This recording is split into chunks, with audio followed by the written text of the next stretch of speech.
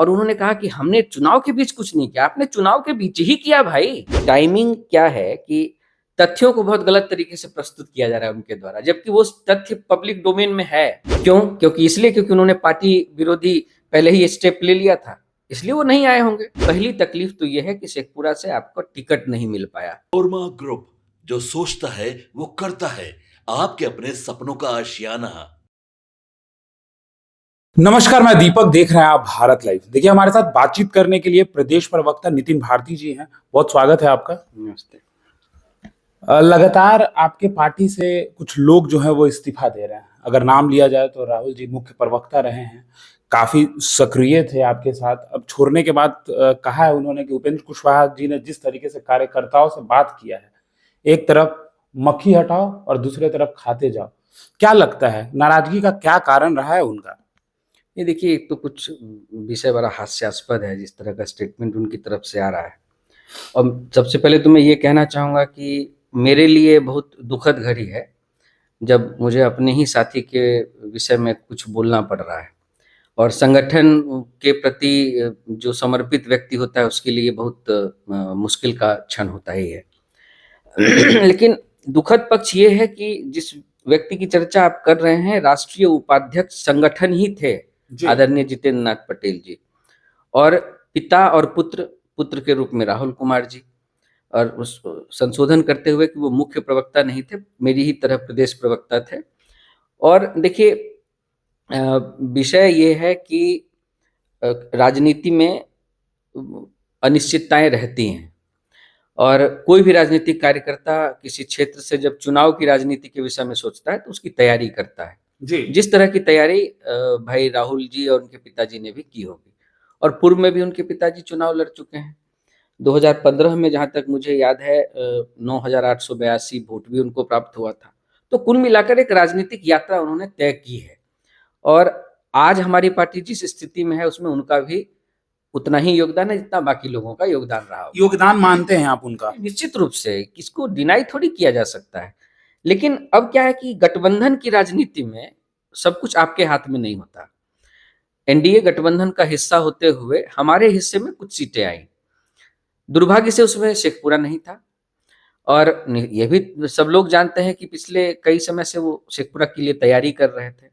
लेकिन जब गठबंधन की सीमाओं के अंतर्गत यदि किसी सीट के लिए हमने फाइट की भी हो, मतलब और नितिन भारती जी ये कहना चाहते हैं कि टिकट नहीं मिलने पे उनकी नाराजगी दिखी और उन्होंने पार्टी छोड़ दिया? देखिए, और सबसे विषय जो बात मैं कहना चाह रहा हूँ वो टाइमिंग को लेकर है। टाइमिंग क्या है कि तथ्यों को बहुत गलत तरीके से प्रस्तुत किया जा रहा है उनके द्वारा, जबकि वो तथ्य पब्लिक डोमेन में है।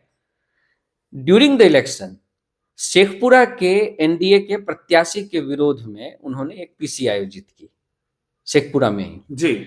और उस पीसी में उन्होंने खुले तौर पर वहां के प्रत्याशी का विरोध किया और उनके खिलाफ वोट अपील भी की, और उसके बाद उसके विरुद्ध जो भी अपना क्षेत्र के अंतर्गत जो भी उनका था वो किया। उसका कोई कारण हो सकता है उस पर मुझे अभी कमेंट नहीं करना। मतलब ऑफिशियली उन्होंने, जिसमें आरएलएम गठबंधन में शामिल था, एनडीए के ऑफिशियल प्रत्याशी का विरोध किया, तो निश्चित रूप से उसी समय से पार्टी लाइन से तो वो अलग हो गए। ये तो ऑफिशियल है कि वो पार्टी लाइन से अलग हो गए। अब उसके बाद रिजल्ट के बाद दीपक प्रकाश जी के मंत्री बनने के बाद वो एक्टिव होते हैं। जिसका आपने विरोध किया वो तो जीत गया। वो एक और सवाल कर रहे थे। नहीं, मैं अपनी बात रख देता हूँ फिर, ताकि चीजें बड़ी सीक्वेंस में आ जानी चाहिए, नहीं तो फिर लोगों को समझने में दिक्कत होगी जी। तो हुआ ये कि जीत, जिनका उन्होंने विरोध किया शेखपुरा से, वो जीत गए। अब राष्ट्रीय उपाध्यक्ष संगठन ने चुनाव के दौरान इस बात की भी चिंता नहीं की कि उसी एनडीए गठबंधन से हमारे भी 6 प्रत्याशी हैं जो अन्य क्षेत्र से चुनाव लड़ रहे हैं। यदि हमने शेखपुरा से एनडीए प्रत्याशी का विरोध किया तो आजकल तो कम्युनिकेशन कितना आसान है, तुरंत बातें फैलती हैं, तो वहां पर हमारे प्रत्याशियों को नुकसान होगा, इसकी भी चिंता उन्होंने नहीं की। तो ये क्या पार्टी के पक्ष में काम किया उन्होंने? सबसे पहले तो इसका उनको जवाब देना चाहिए था। लोग कह रहे, उन्होंने कल आपका अपनी बात कही और उन्होंने कहा कि हमने चुनाव के बीच कुछ नहीं किया, आपने चुनाव के बीच ही किया भाई। आपने चुनाव के बीच में ही हमारे प्रत्याशियों को हराने की एक तरह से साजिश क्यों ना माने हम इसको। मैं ये कोई आरोप नहीं लगा रहा हूं, लेकिन परिस्थिति जो आपने पैदा की उसका इम्पैक्ट तो हो सकता था। एक राजनीतिक कार्यकर्ता के रूप में अगर आपकी यह सोच नहीं उस समय डेवलप हुई, नहीं आप सोच पाए ये कि हम अपने प्रत्याशियों का भी नुकसान कर सकते हैं अपनी गतिविधि से, तो ये तो बहुत दुखद लेकिन है। उनके हिसाब से, और देखिए आप भी इतने दिन से राजनीति में हैं, कार्यकर्ता पिलर होते हैं किसी भी पार्टी के, लेकिन जिस तरीके से वो आरोप लगा रहे थे कि उपेंद्र कुशवाहा जी के द्वारा कार्यकर्ताओं को कहा गया, तो कहीं ना कहीं उनको ठेस लगा इन बातों को, क्या लगता है? नहीं, मैंने यही कहा कि ये जो कुछ भी वो कह रहे हैं दीपक जी के प्रसंग में, दीपक प्रकाश जी के प्रसंग में, उपेंद्र पार्टी के कुशवाहा को लेकर कह रहे नहीं, हैं। मैं बता रहा हूँ ना, वो चीजों को जिस तरह से रिलेट कर रहे हैं। जी। मैंने ये कहा कि चुनाव में ही वो पार्टी लाइन से बाहर हो चुके थे। अब पार्टी क्या निर्णय लेती है, इस पर उनको कोई कमेंट करने का नैतिक अधिकार नहीं है, क्योंकि पार्टी विरोधी गतिविधि में वो शामिल हो मतलब गए। उनको पहले से पता था कि वो अब पार्टी में नहीं है। नहीं, पार्टी के प्रत्याशी का की चिंता उन्होंने नहीं की, जब एनडीए के प्रत्याशी का वहां पे विरोध किया।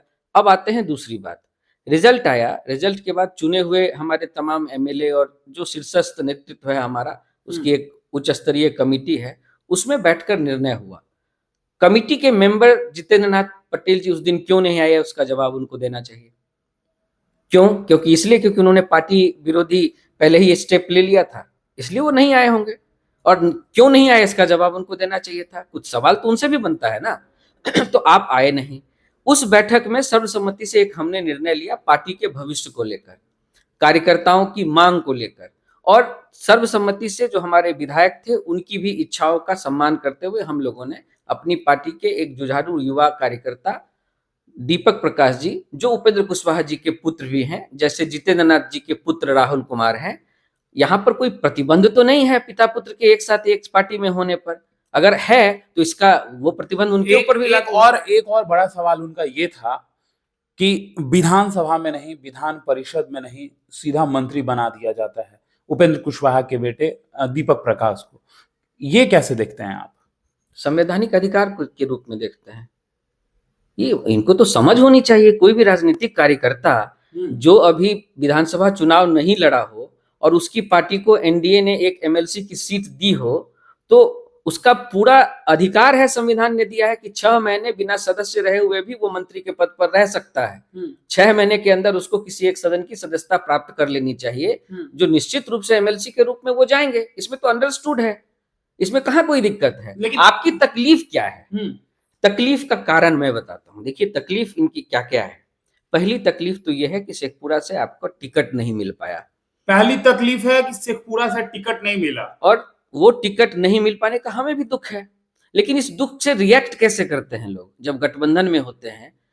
आपके जैसे, माफ कीजिएगा आदरणीय जितेंद्र नाथ पटेल जी और राहुल कुमार जी, आपके जैसे इस प्रदेश में हमारे कम से कम 40 ऐसे कार्यकर्ता थे जिन्होंने चुनाव लड़ने की तैयारी कर रखी थी। लेकिन दुख तो पहुंचा होगा। निश्चित पहुंचता है, उन 34 लोगों को भी तो दुख पहुंचा है, लेकिन उन लोगों ने कैसे रिएक्ट किया है? उन लोगों ने एनडीए प्रत्याशी के साथ कंधे से कंधा मिलाकर काम किया है और उनको जीत दिलाई है। ये होता है राजनीतिक कार्यकर्ता का फर्क। लॉयल्टी को लेकर आप सवाल कर रहे हैं? नहीं, लॉयल्टी ये तो जो उन्होंने किया है, कल 4-5 सवाल उन्होंने किए, तो आज 2-4 सवाल हम भी कर लें।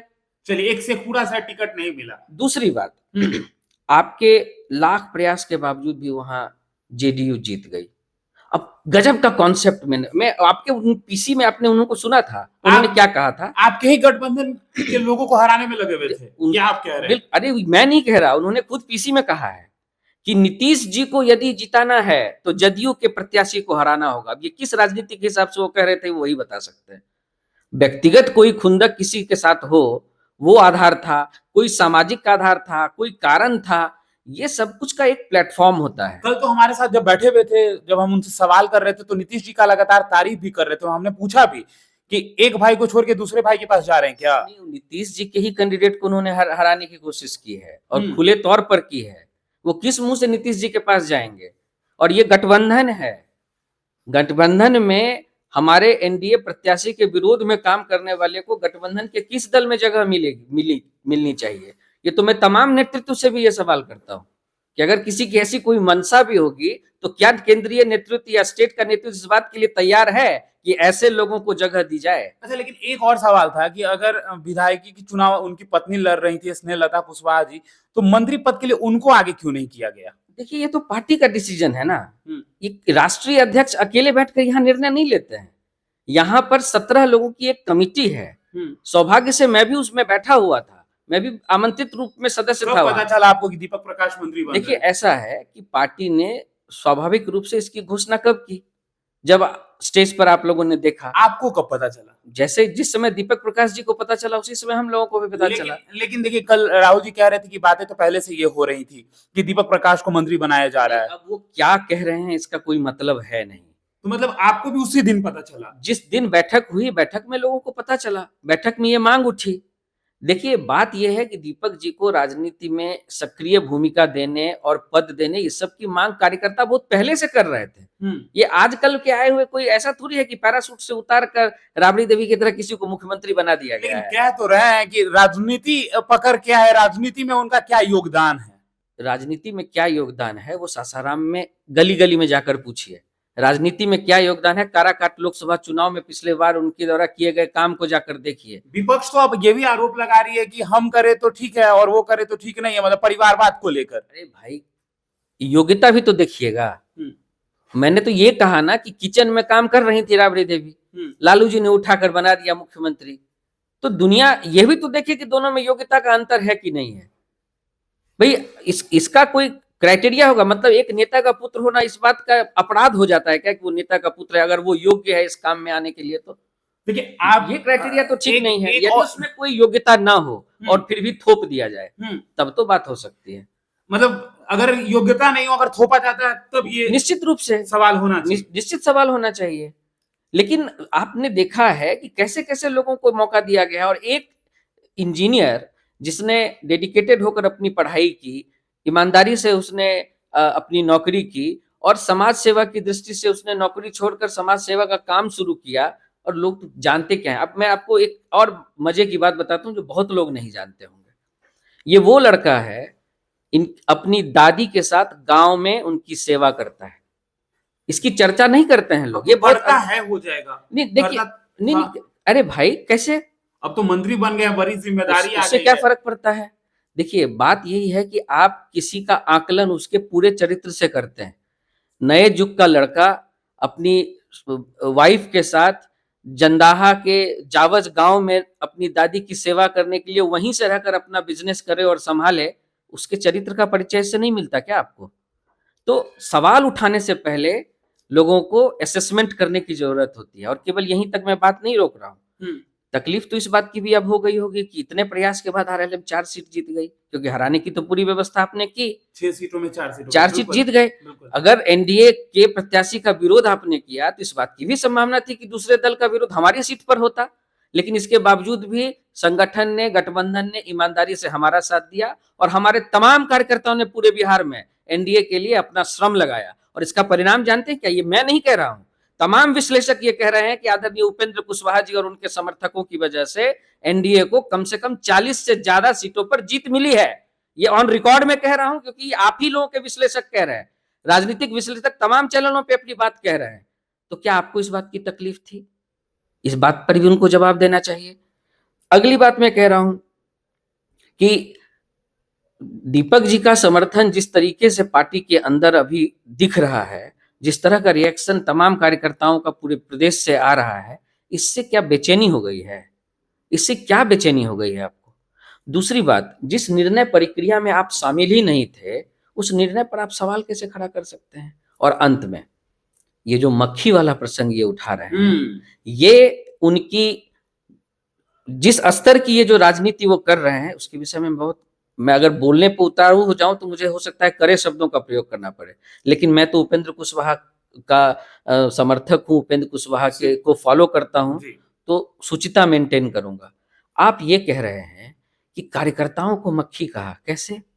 आप ये कह रहे हैं कि विधायकों को मक्खी कहा, कैसे? अरे मुझे तो ऐसा लगता है कि जिस तरह की गतिविधि आप कर रहे हैं, ये शब्द आपके ऊपर ही ज्यादा सटीक बैठ रहा है। क्यों? क्योंकि आप भड़का रहे हैं कार्यकर्ताओं को।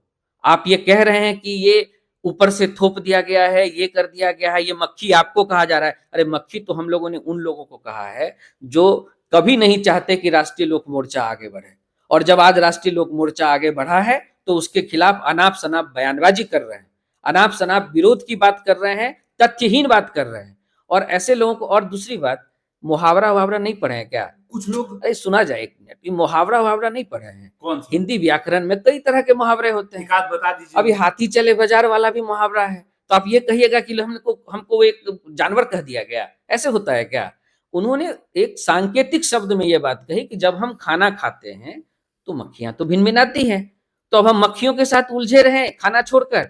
खाने का मतलब कार्यकर्ताओं के साथ मिलकर समाज की सेवा। मतलब मीनिंग अलग निकाल दिए वो। नहीं, वो अपनी सुविधा से निकाल रहे हैं ना भाई। अच्छा, यहाँ खाने का मतलब हड़पना नहीं, अब ये तो आपकी मानसिकता है। वो तो हड़पना ही कह रहे हाँ, हैं। तो ये तो कहेंगे ही ना, ये तो कहेंगे ही, क्योंकि आरएलएम 4 सीट जीत गई। आरएलएम का आज एक मंत्री हो गया, आरएलएम आज 4 विधायक के साथ है, आरएलएम का एक एमएलसी होने वाला है, आरएलएम का एक राज्यसभा सांसद होने वाला है। 1 साल पहले तक नहीं था।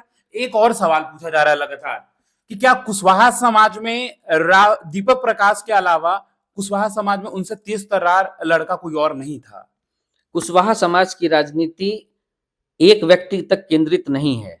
कुशवाहा समाज की राजनीति बहुत ब्रॉड है, और हम लोग उस प्लेटफॉर्म को तैयार करने की कोशिश कर रहे हैं कि केवल उसी समाज का नहीं, हर योग्य व्यक्ति राजनीति में अपना स्थान सुनिश्चित कर सके। राष्ट्रीय लोक मोर्चा ऐसे प्लेटफॉर्म बनाने की तैयारी में है। हमारा उद्देश्य बड़ा है। लेकिन दीपक प्रकाश ही क्यों? दीपक प्रकाश योग्य हैं, हमारे कार्यकर्ता हैं, हमारे लिए उन्होंने खून पसीना बहाया है, हमने उनको सम्मान दिया, हमने उनको योग्य माना, और ये मेरी पार्टी का आंतरिक मामला है। हम किसको बिठाएं किसको न बिठाएं, ये हमारा आंतरिक मामला है, और इस पर लोकतांत्रिक तरीके से निर्णय हुआ है। पूरी बहस हुई है, मैं उस बैठक का गवाह हूं जिसमें यह निर्णय हुआ है। एक आखिरी सवाल होगा, सम्राट चौधरी को गृह विभाग सौंप दिया गया है, लेकिन अगर आप रिकॉर्ड उठाएंगे तो पिछले 10 दिनों में 45 हत्याएं हो चुकी हैं। कैसे देखते हैं आप? देखिए, अपराध बहुत ही चिंता का विषय रहता है हमेशा, लेकिन आपको तुलना करके देखनी पड़ेगी कि अपराधी को लेकर हमारी सरकार का अप्रोच क्या रहा है। हमने जीरो टॉलरेंस की नीति अपनाई है आदरणीय नीतीश कुमार जी के नेतृत्व में। ये अपराध अगर देख, तो सबसे पहले कि अपराध पर प्रतिबंध किससे लगे, इस पर निश्चित रूप से सुधार और प्रयास की जरूरत है, जिसका लगातार बिहार पुलिस के स्तर पर और गृह विभाग के स्तर पर प्रयास जारी रहा है। लेकिन इस बात को भी देखना चाहिए कि जब अपराध हो जाता है तो त्वरित कार्रवाई किस तरह से होती है, इस बात पे भी पुलिस के कार्यों का असेसमेंट होना चाहिए। नहीं, अभी तो लगातार लिस्ट तैयार किए जा रहे हैं, 400, 800, 1600 लिस्ट तैयार किए जा रहे हैं, एंटी रोमियो स्क्वाड बनाया जा रहा है। सम्राट चौधरी तो सक्रिय दिख रहा है, लेकिन इन चीजों पे कैसे लगाम लगेगा? नहीं, मेरा ये कहना है कि देखिए, अपराध जो है ना, वो एक तरह से कहिए कि वो एक रिलेटिव कॉन्सेप्ट है, जिसमें हर किसी की भूमिका होती है। समाज की भी भूमिका है, प्रशासन की भी भूमिका है, पुलिस की भी भूमिका है, राजनीतिक कार्यकर्ताओं के रूप में हमारी भी भूमिका है, और इसको कम करने के लिए अपराध को कम करने के लिए हर किसी को के प्रयास की जरूरत है। हमारे परिवार के अंदर कोई आपराधिक चरित्र का व्यक्ति अगर पैदा हो रहा है, हमारे शैक्षणिक बैकग्राउंड होने के बावजूद भी यदि किसी के मन में यह है कि हम गलत काम करके पैसा अर्जित कर लें, अपराध करके पैसा अर्जित कर लें, तो ये परिवार की भी जिम्मेवारी होती है कि उसको किसी तरह से सही रास्ते पर लाए। लेकिन साथ ही साथ नियमों के कड़े होने की भी जरूरत है, जिसका प्रयास लगातार बिहार सरकार कर रही है। तो देखिए, हमारे साथ बातचीत करने के लिए प्रदेश प्रवक्ता नितिन भारती जी थे। क्या कुछ कहा है इन्होंने, साफ तौर पे आपने सुना है, राहुल जी को भी लेकर और आरएलएम को भी लेकर क्या कुछ कहा है, बिहार में अपराध को भी लेकर। तो तमाम ऐसे ही खबरों के लिए हमारे साथ बने रहे। भारत लाइव देख रहे थे आप, धन्यवाद। आपके सपनों को हमने सजाया है, ई होम्स पैनोरमा को हमने बनाया है। ई होम्स मेरा एक सपना था जिस पे मैं पिछले 4 साल से काम कर रहा था। हमने जो बनाया है वो सबने है माना। ई होम्स पैनोरमा में हो आपका भी आशियाना।